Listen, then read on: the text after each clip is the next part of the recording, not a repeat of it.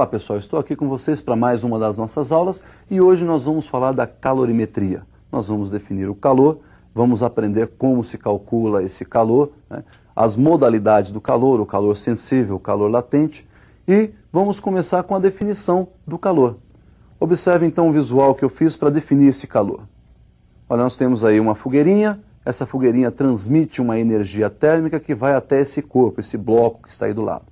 Essa energia térmica transitando entre a fogueira e esse bloco, nós chamamos de calor. Então, calor é energia térmica transitando de um local de maior para um local de menor temperatura.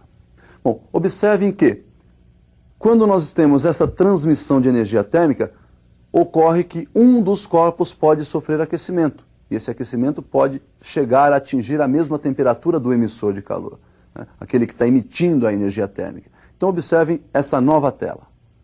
Tem o corpo A com uma temperatura θA, temperatura de A maior que a temperatura de B, e observem que o A está emitindo sua energia térmica para o B. Ele está mais quente e transmite energia térmica para o corpo B. Essa energia térmica que está transitando entre os corpos A e B é o que nós chamamos de calor. Conforme o A vai perdendo essa energia para o B, a temperatura do A vai diminuindo. Consequentemente, conforme o A recebe essa energia térmica, sua temperatura vai aumentando. De modo que vai haver um momento em que as temperaturas de A e B são exatamente iguais. É quando se atinge aí o chamado equilíbrio térmico. Então nós temos aí a temperatura de equilíbrio. Quando as temperaturas dos corpos A e B se igualam, essas temperaturas chegam a um único valor, nós dizemos que se atingiu o equilíbrio térmico. Bom, então vocês viram aí a definição clara do calor. Agora, esse calor pode provocar uma mudança de estado no corpo, como simplesmente pode alterar a temperatura desse corpo. Então nós temos aí duas modalidades para o calor. Uma em que ele altera simplesmente a temperatura e uma outra que ele pode mudar o estado de agregação da matéria. Então vamos observar um outro visual para a gente diferenciar essas duas formas de calor. Nós temos aí, por exemplo, uma fogueirinha, do lado esquerdo um bloco de metal, do lado direito um bloco de gelo. Observe então que o fogo aí está fornecendo calor, né, irradiando o calor em sua volta, parte desse calor absorvido pelo metal, parte do calor absorvido pelo gelo. Bom, observe que esse fogo vai aquecer o metal, portanto no metal ocorrerá uma variação de temperatura, enquanto que o gelo vai sofrer uma mudança de estado, vai derreter o gelo. Então olha lá, só confirmando, calor que muda a temperatura, que varia simplesmente a temperatura, calor sensível. Calor que muda o estado físico, calor latente. Bom, nós vamos então agora fazer o seguinte, nós vamos definir algumas grandezas para chegarmos ao cálculo do calor sensível e depois ao cálculo do calor latente. A primeira grandeza que nós vamos definir é a capacidade térmica ou capacidade calorífica de um corpo. A capacidade calorífica mede a quantidade de energia que esse corpo necessita para ter sua temperatura elevada de 1 grau. Observe então como fica essa definição. Nós temos um corpo antes de receber calor a uma temperatura θ1, depois que ele recebeu uma certa quantidade de calor, ele passou a ter uma temperatura θ2, ou seja, sofreu uma variação de temperatura. Então, como eu já disse, capacidade mede a energia que esse corpo precisa para ter alterado a sua temperatura em 1 grau. Portanto, ele mede a quantidade de calor recebida em função da sua variação de temperatura. Percebam que essa capacidade térmica também depende da massa desse corpo. Se eu tenho uma quantidade menor de massa, eu preciso de uma quantidade menor de calor para variar a temperatura. Se eu aumento a massa, eu vou precisar de mais energia, de mais calor para variar aquela temperatura de uma mesma intensidade. Portanto, está vinculada à massa. E também está vinculada à substância que compõe esse corpo. As substâncias elas se comportam de maneiras diferentes, ou seja, tem substâncias que são melhores condutores, outras que são piores condutores ou até isolantes térmicos. Então depende também da substância. Então, segunda definição da capacidade calorífica, C, capacidade calorífica, é dada pelo produto da massa desse corpo e pelo calor específico sensível, que é uma constante característica de cada material. Então, nós definimos aí a capacidade térmica ou capacidade calorífica e nós vamos verificar então as unidades que a gente vai utilizar aí para representar essa grandeza. Observe um quadro de unidades então. Nós temos aí um sistema internacional, a unidade da quantidade de calor, que é aquele Q, é dada em joule, a unidade da temperatura é dada em Kelvin no Sistema Internacional, e a unidade da capacidade térmica então será Joule por Kelvin.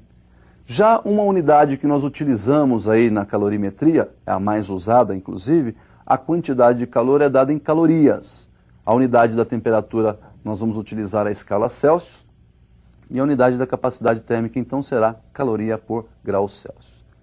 Bom, pessoal, dessas duas definições de capacidade térmica, nós podemos unificar essas equações e obter lá o que nós chamamos de cálculo da quantidade de calor sensível. Vamos observar então a demonstração dessa equação que permite calcular a quantidade de calor sensível.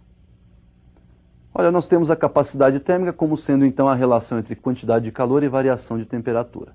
Multiplicando membro a membro essa equação por variação de temperatura, nós temos C vezes Δθ, capacidade vezes variação, igual a Q sobre Δθ, calor sobre Δθ, multiplicado ainda pelo mesmo Δθ, que é a nossa variação de temperatura. Simplificando então o segundo termo, nós temos que a quantidade de calor é dada pelo produto da capacidade térmica por variação de temperatura.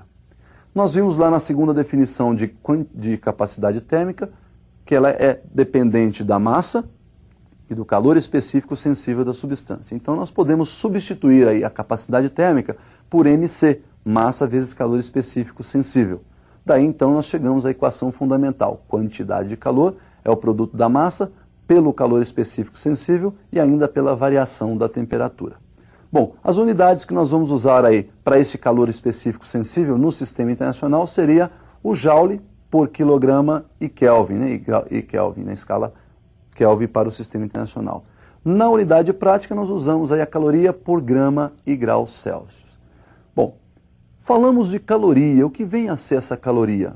Essa unidade de caloria foi definida e nós vamos aproveitar então a definição da caloria para também calcularmos o calor específico sensível da água. Observe então essa definição de caloria e o cálculo do calor específico sensível da água. Então, em laboratório foi colocado num recipiente 1 grama de água, mediu-se a temperatura dessa água encontrando 14,5 graus Celsius e definiu-se que a quantidade de energia necessária para elevar a temperatura dessa água de 14,5 a 15,5 graus Celsius seria então denominada uma caloria.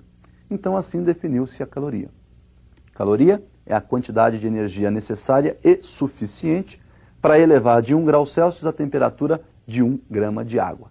Bom, se você tem a quantidade de calor, tem a massa e tem a variação de temperatura, utilizando a equação fundamental, você calcula o calor específico sensível da água. Quantidade de calor, 1 caloria.